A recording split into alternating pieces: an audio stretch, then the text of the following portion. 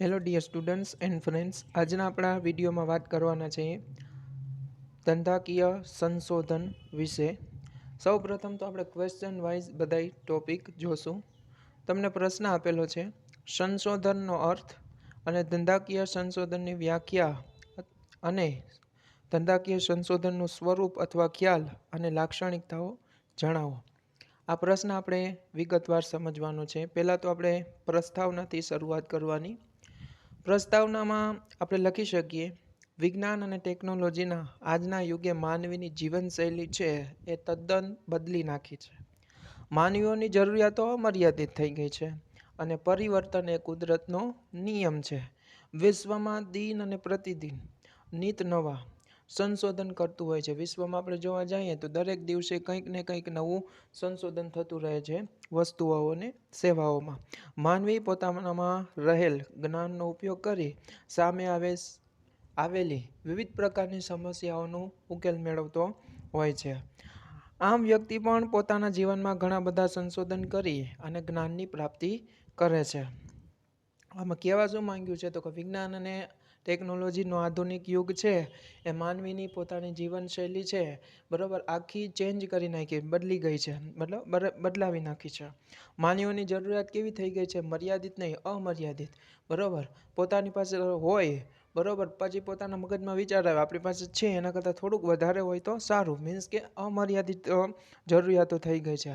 બરાબર, સમય જતાં પરિવર્તન આવતું જ રહે છે, એ કુદરતનો નિયમ છે. વિશ્વમાં દિવસે ને દિવસે વિવિધ પ્રકારની વસ્તુઓ અને સેવાઓમાં દિન પ્રતિદિન શું તો કે સંશોધન થતું રહે છે. બરાબર, અને વ્યક્તિઓ પોતાનો જ્ઞાનનો ઉપયોગ કરી, બરાબર, સમસ્યાઓનો ઉકેલ મેળવતા હોય છે. આમ વ્યક્તિ પણ પોતાના જીવનમાં ઘણા સંશોધન કરી અને જ્ઞાન પ્રાપ્ત કરે છે. સંશોધન વિનાનું વિશ્વ એટલે માનવ જીવનની પ્રગતિમાં પીછેહઠ. બરાબર, આપણે શું તો કે કઈ જાતનું સંશોધન ના કરીએ, બરાબર, તો શું તો કે માનવ જીવનની પ્રગતિમાં, બરાબર, પીછેહઠ એટલે પ્રગતિ છે અહીંથી અટકી જાય.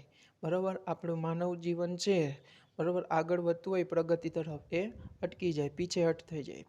આપણા ભૂતપૂર્વ રાષ્ટ્રપતિ ડૉક્ટર એપીજે અબ્દુલ કલામ સાહેબે 5 જૂન 2007ના ટાઈમ્સ ઓફ ઇન્ડિયા દ્વારા ભવિષ્ય કથન કરતાં કહ્યું હતું કે આવતા 70 વર્ષ સુધીમાં માનવી મંગળ ગ્રહ ઉપર રહેઠાણ બાંધવા સફળ રહેશે.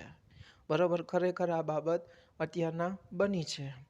ટેકનોલોજીના આ યુગમાં સંશોધન એ માનવ જીવનને સરળ બનાવી દીધું છે. ટેકનોલોજીનો આધુનિક યુગ છે, બરાબર, સંશોધને શું તો કે માનવ જીવનને કેવું તો કે સરળ બનાવી દીધું છે.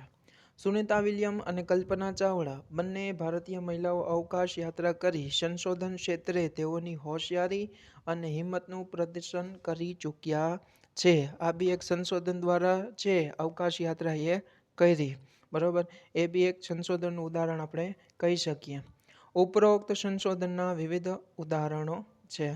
આજે મોબાઈલ, કમ્પ્યુટર, ઇન્ટરનેટ દ્વારા જે કાંઈ બી નવી નવી સગવડો મળતી રહે, આપણે જે મેળવીએ છીએ સગવડો, તેનું મુખ્ય અને મહત્ત્વનું કારણ શું છે તો કે સંશોધન. મોબાઈલની બી કોઈએ સંશોધન કરેલું હશે, કમ્પ્યુટરનું બી સંશોધન કરેલું હશે, ઇન્ટરનેટનું બી કરેલું હોય, ઇવન ઇફ ઇલેક્ટ્રિસિટી છે, બાઇક છે, મોટર કાર છે વગેરે, આ બધું સંશોધન દ્વારા જ શક્ય બન્યું. 18મી સદી અને 21મી સદીના માનવો વચ્ચે જે તફાવત જોવા મળે છે તેના પાયામાં સંશોધન જ રહેલું છે. આ બધી બાબત છે તમે પ્રસ્તાવનામાં લખી શકો.